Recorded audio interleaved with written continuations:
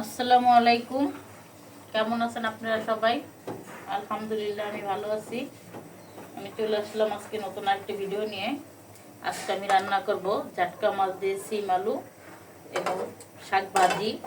আমি সিমটা আমার গাছের, আমি সাইডে একটা গাছ লাগাইছি, সেখানে সিমগুলো হয়েছে, তো গাছের সিম দিয়ে আজকে রান্না করব।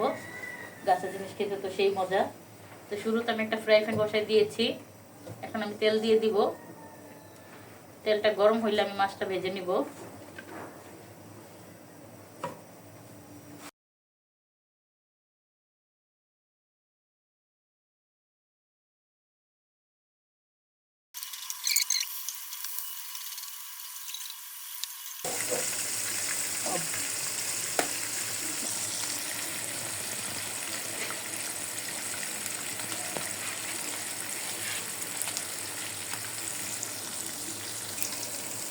আমার মাছগুলো ভাজা হয়ে গিয়েছে, এখন আমি মাছগুলো তুলে নিব।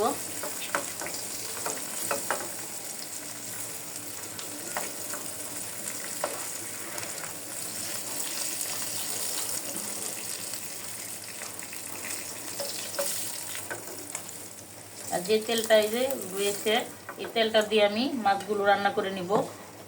তরকারির জন্য আমি একটা কড়াই বসাই দিলাম। এই তেলগুলো মাছগুলো ভেজে নিয়েছি, এই তেলটা দিয়ে তরকারিটা রান্না করবো, তাই আমি দিয়ে দিলাম। আমি দিয়ে দিব কাঁচামরিচ কুচি এবং পেঁয়াজ ফালি।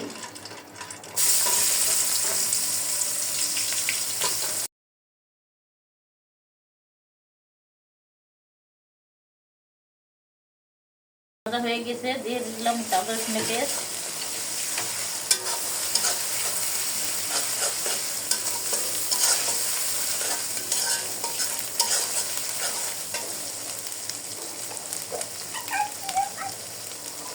দিয়ে দিব হলুদের গুঁড়ো,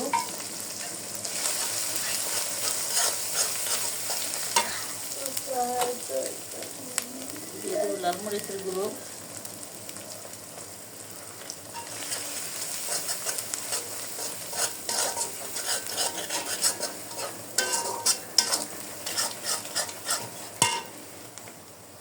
হালকা একটু পানি দিয়ে দিব।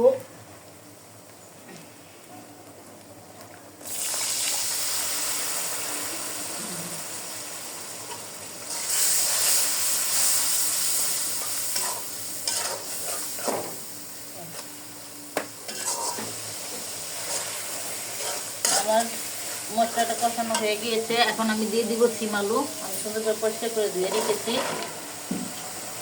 আর দিয়ে দিব স্বাদ মতো লবণ। এখন ভালো করে আমি এগুলোকে কষিয়ে নেব। আমার সবজিটা কষানো হয়ে গিয়েছে, এখন আমি ঝোলের জন্য পানি দিয়ে দিব।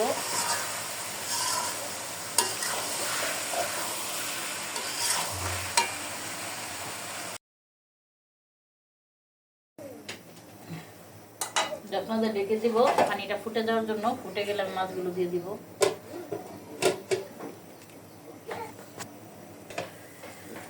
ঝোলটা ফুটে গিয়েছে, এখন আমি মাছগুলো দিয়ে দিব।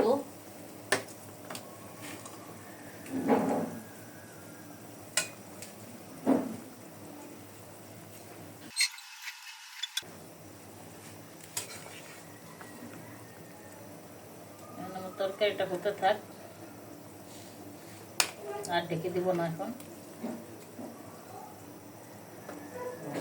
ঝোলটা কমে আসলে আমি ধনেপাতা দিয়ে নামিয়ে নিব।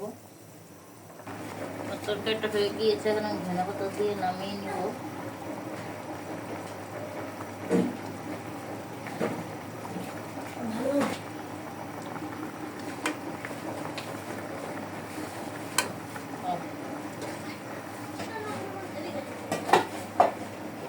শাকটা ধুয়ে রেখেছি, শাকটা বসিয়ে দিব। শাকটাতে দিয়ে দিব আমি পেঁয়াজ কুচি, কাঁচামরিচ ফালি, কিছু রসুন কুচি, দিয়ে দিব টেস্ট অনুযায়ী লবণ,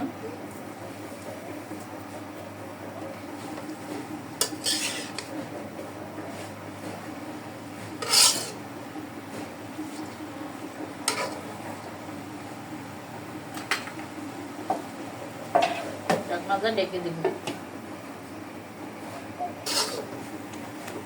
শাকগুলো আমি একটু লেড়ে দিলাম।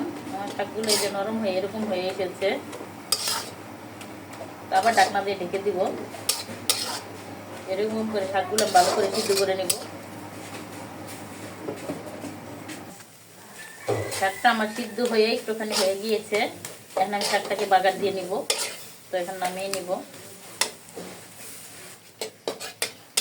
শাকটা আমি এখন বাগার দিয়ে দিব। তার জন্য আমি এখানে তেল দিয়ে দিয়েছি এবং কিছু শুকনো মরিচ দিয়ে দিচ্ছি।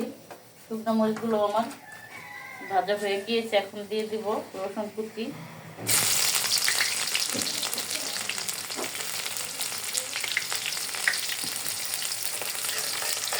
রসুন কুচিটাকে আমি ব্রাউন করে ভেজে নিব। তারপর শাকগুলো দিয়ে দিব।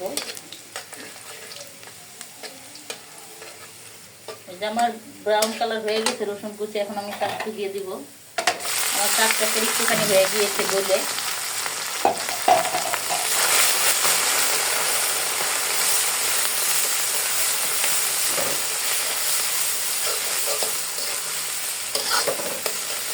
ভালো করে শাকটা আমি একদম মিলিয়ে নিব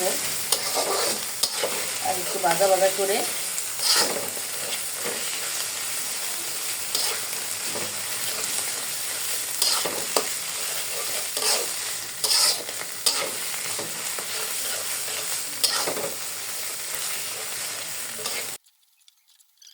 শাক ভাজিয়ে এখন নামিয়ে নিব।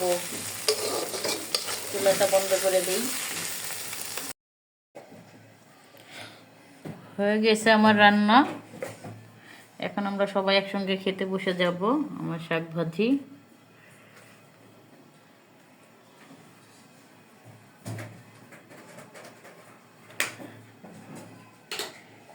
কেমন হলো আমার রান্নার রেসিপিটি?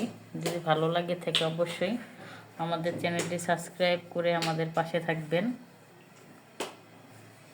আল্লাহ হাফেজ।